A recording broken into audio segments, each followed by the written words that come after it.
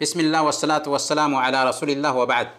एक भाई ने पूछा है कि क्या रिश्तेदार की क़ब्र पर जाकर उनके लिए दुआ कर सकते हैं। याद रखें, मुर्दों की मग़फ़िरत की दुआ करने के लिए कब्रिस्तान पर जाना ज़रूरी नहीं है।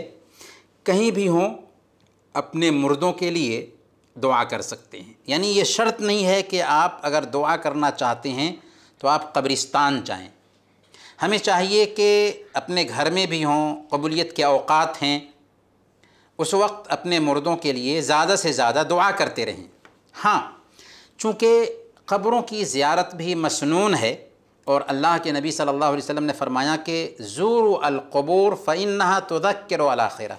क़ब्रों की ज़ियारत किया करो क्योंकि उससे आखिरत की याद आती है, इसलिए हमें क़ब्रों की ज़ियारत करनी चाहिए।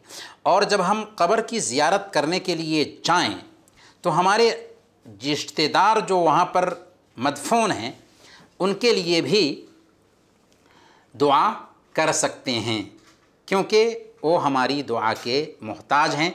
लेकिन सूरह फ़ातिहा या कोई सूरह पढ़ करके उनको बख्श नहीं सकते, सिर्फ़ दुआ कर सकते हैं।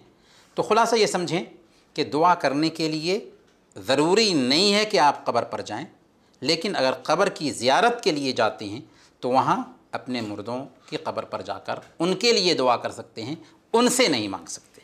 वसल्लल्लाहु अला नबीना मुहम्मद व अला आलिहि व सहबिहि अजमाइन।